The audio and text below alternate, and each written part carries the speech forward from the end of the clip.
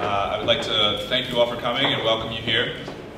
And welcome the family of Trayvon Martin and Ms. Doreen Lawrence. So the Million Hoodies movement for justice are men, women, and children from all across the world who are demanding justice for Trayvon Martin and all faces of injustice. We seek to engage in a national conversation about race, the justice system, and gun laws. We also stand in solidarity with all global movements against structural violence and institutional discrimination. Our members come from all races, religions, and regions, and we're united in our struggle for justice for Trayvon and by a commitment for a more just and equitable world. At the moment, I would like to basically bring on the family of Trayvon Martin and Doreen Lawrence, who will give a couple words. And if the press have, given that we've now consolidated the press conference section of the evening, of the event, with the actual public meeting itself, if the press have questions, this is your opportunity to ask, but we ask that you keep it very brief, as the families are going to have to leave very soon after this. Again, I thank you all for coming, and without further ado, I'd like to introduce Doreen Lawrence and the family of Trayvon Martin.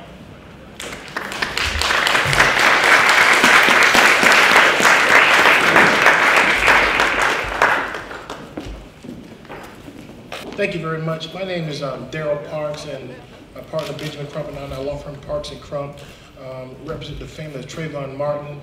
We're very happy to be here in Great Britain today. This issue of profiling is one that has affected both of our countries in so many ways, and so it's been very insightful to be able to come to Great Britain and to have an opportunity to dialogue with the wonderful people who are here, all in the name of justice. I think that as we have gone through this, the issue is profiling. Profiling of any type of person is wrong, wrong, wrong. And it is our hope and prayer that as we move forward with Justice TM, which is Justice Trayvon Martin, but justicetm.org is our site, to spread the word of advocacy on behalf of all people is our goal and our purpose and our mission for being here, and a chance to spread the word on behalf of anyone who has suffered profiling.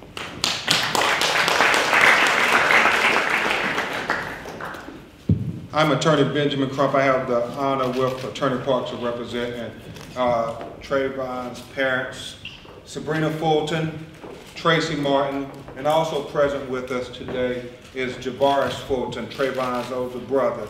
And as we have been saying in America, Trayvon Martin was a life that was taken far, far too soon.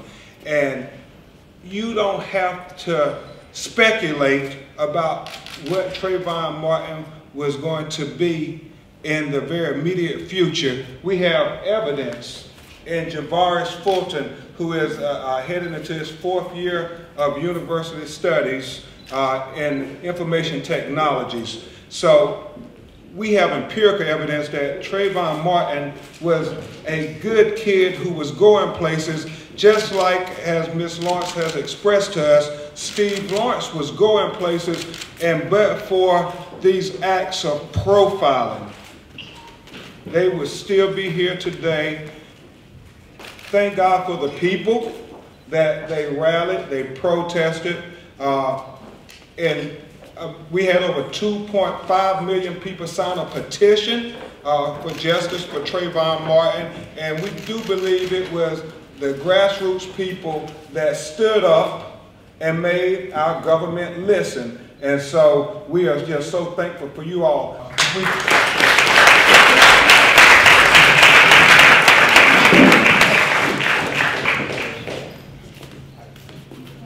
First of all, I want to say thank you for inviting us here to London. Although it's a sad moment for us to even visit here, it just warms my heart to know that there are other people that are supporting us. There are other people that's going through the struggle with us. And I say to you today that just stand up and be heard. Don't let this happen to another one of our children.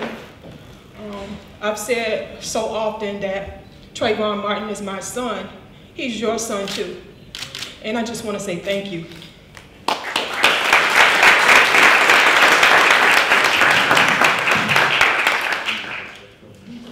For me, sharing my experience with Trayvon family, which I did on Wednesday when they first arrived here.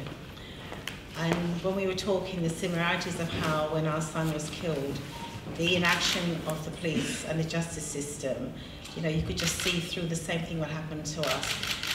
How the denial of justice, especially for us that went on for almost 19 years. And I know for the family, it's since February. But it doesn't matter the length of time that it takes for justice, the pain is still there and it's still severe. And so I just want to say, well, thank you to the family for coming here and being here with me. And that is a support, because I think after Stephen's death, I did not get that support. You know, I had family and friends that came to my home, but I did not get the support from the wider community as I do now. I think things have changed over the years and people's recognised what happened to Stephen and the justice and the long fight that we've gone through. So yes, the support is there, but in the initial stage it was not there. And I'm so pleased that I'm able to stand up and support the family in the way in which I've been able to do since they've arrived here in this country. Thank you.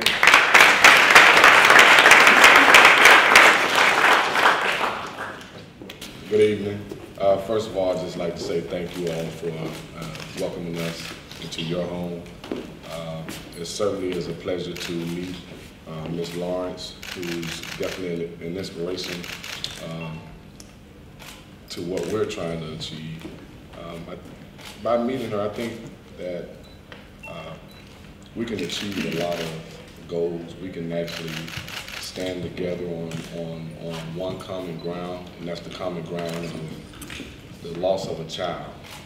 It certainly is a unique fraternity to be in, one that we didn't choose to be in, but at the same time, she's proven that you can actually turn tragic into something positive. And I think that's, meeting her is certainly an inspiration. And it just helps us see that there is light at the end of the tunnel. We're going to do a brief Q&A from the press. Very brief. Okay, raise your hand. Yes, sir.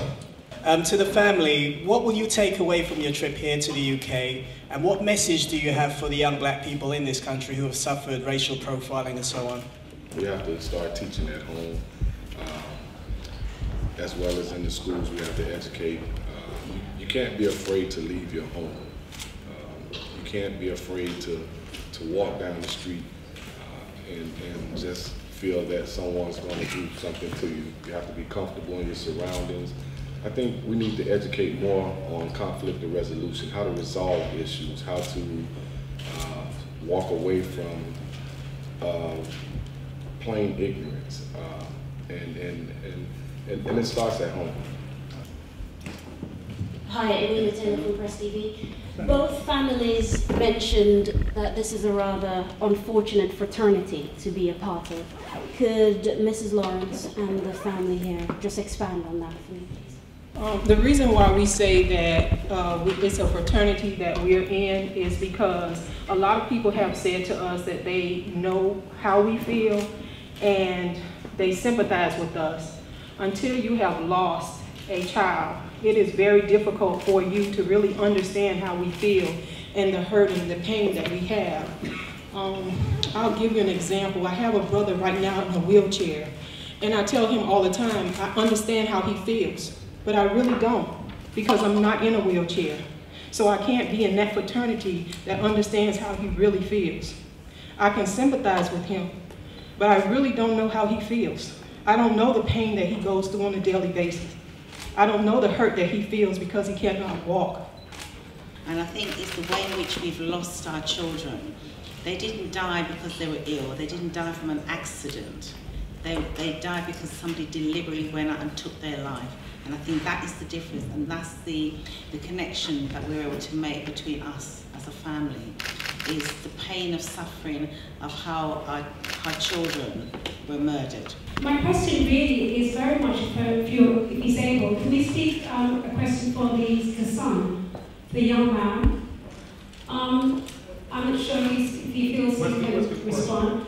Well, really, I think at the moment you're going to be looking up as a role model. Of course, as a sibling, it's very hard for you to go through what you're going through.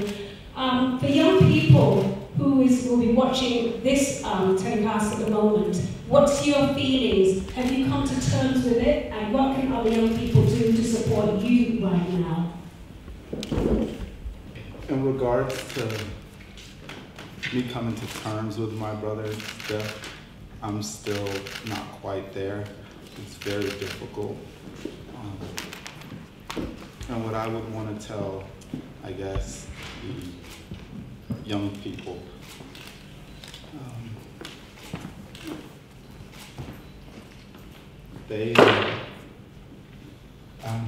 it's very hard for me to explain how to get over the whole profiling thing.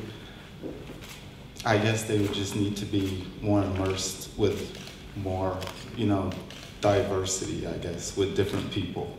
And they can check out our foundation's website, which is justicetm.org. And that's it.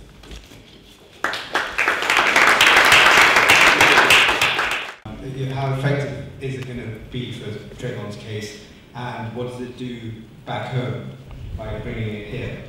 Well, being here in London, it signifies to the local people who so conveniently was going to sweep the death of a young black child under the rug. It hopefully signifies to them and send a message that every life is important. Every life matters. As Sabrina Fulton has said on many occasions, it really is about the loss of a life. And, we try to put adjectives like black and white, but really it's a child. It is a teenager. Trayvon was 17, Stephen was 18. They had so much life ahead of them. And the whole world has took notice that these children did not deserve this tragic, untimely end to their life. So being here in London, and we're so grateful that Ms. Lawrence reached out to them to offer support, and that people in the UK said, we stand with you, because it sent a message unlike any other message that had been done for a young black child in America, that people all over the world are standing up. And that is a unique phenomenon that hopefully will help the next time a tragic circumstance happens. When the police get there, they can't just say, oh, this is a throwaway child, they don't matter. They have to say that every life matters. We never know who's watching. We never know when the people are going to stand up and say, we won't take it anymore.